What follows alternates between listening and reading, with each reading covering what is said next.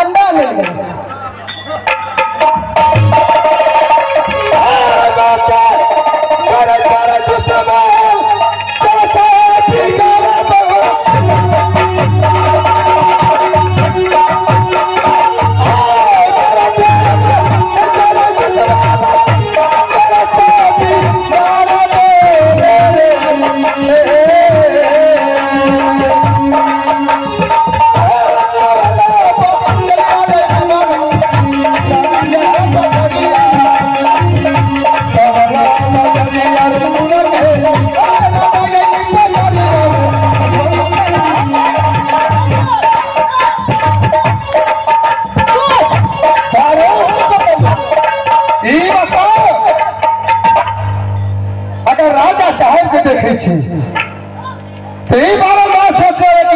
के कोई उल्लंघन नहीं, लेकिन दारू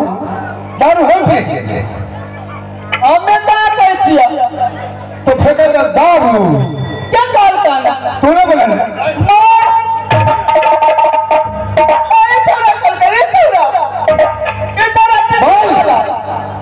हिसाब क्या कहला हिसाब हमने चलिया महाराज बोले के हमरा बोले को महाराज ठीक है चल आए मालिक से दोनों दोस्त मिल लेवे चल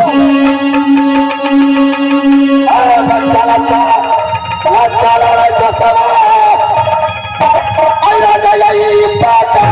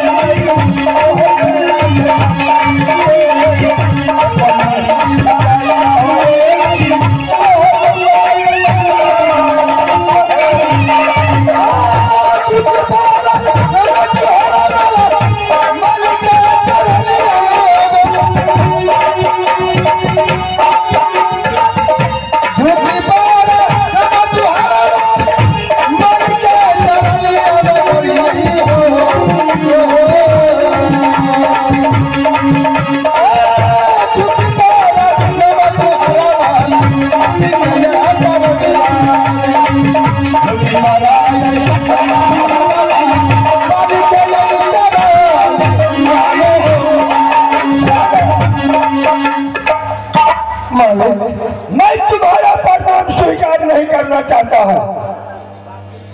जूता के ठोकर आई बार हो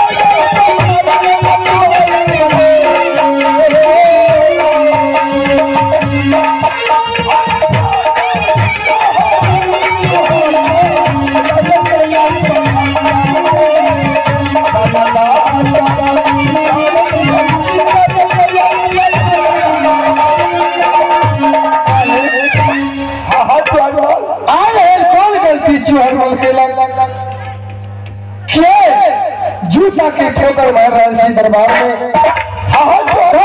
से नौकरी यहाँ के दरबार में खेलो सही बात छोड़ देने मकमापुर शहर के। लेकिन कौन अपराध है हमरा से भले कि अपने जूता के ठोकर मार लो। देखा तोरा बचपन जरूर ये राज पखड़िया गाड़ी में नौकरी रखने रहो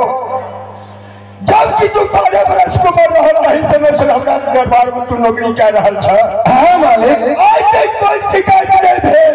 आज कोनो तरह के बालवा का भेल बाकी आज मैंने 4 दिन के अंदर में हमरा बराबर मंत्री खबर करैया कि हे मालिक चोर वालों पर के 600 माल बकरी खोल के भागा दे छे हे ओकर चोरी के के दारू पिए छे हे ओकर तारी पिए छे मालिक। के कहला खाली बात ए मंत्री कहला मंत्री। अच्छा देखे चोर बिठा के जाई देवरी शिवाजी और इस तरह से हमर सब पड़ल बचल है जाकर तोरा हम अपने दिल से हटा दिया तू हट गया तू अपने कर्म से तू हमारे राज पखड़िया से तू निकल कर सके छ आई किया वो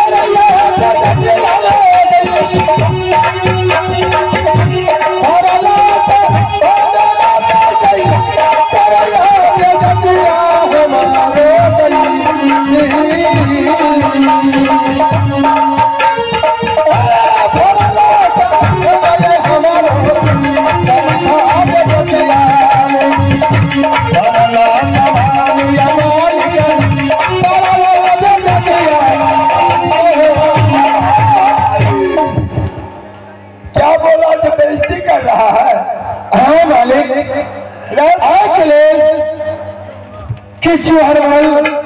एक बचपन से अहाँ के ढेरी में नौकरी खेला जहाँ बही सती चंदा भैया एक नंबर गेट के ड्यूटी खेलो सही लेकिन आए तो जूता के ठोकर हमरा मारला ठोकर नहीं चोर अरे तोरा वो दारू के तारी के और तोहर वो कुकर में कर्म के उदासा छी एमे हमर कोनो दोष नहीं है चोरमन अगर तू भारत है कि जितने हमारी राज पकड़िया गाड़ी के तू वस्त्र पहनने छ पूरा वस्त्र खोल के रख दे और वो नहीं तू लगे बदल हमारा राज पकड़िया से नीचे लगा सकी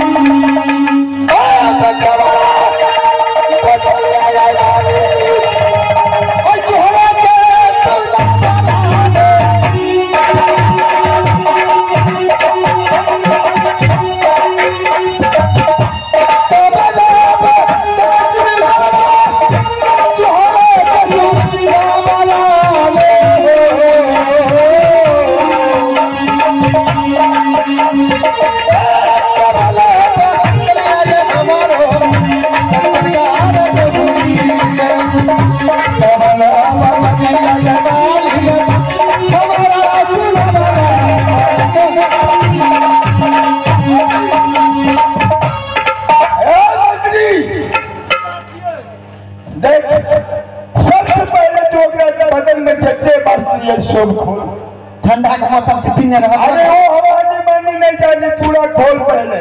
मालिक हाँ हाँ घर ठीक से हो नौकरी से निकल जा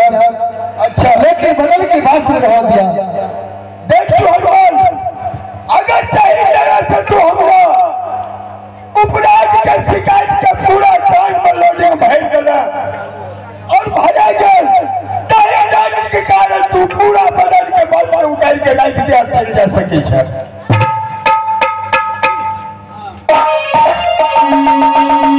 अच्छा बेटा दूसरा भला लगता है आई पसंद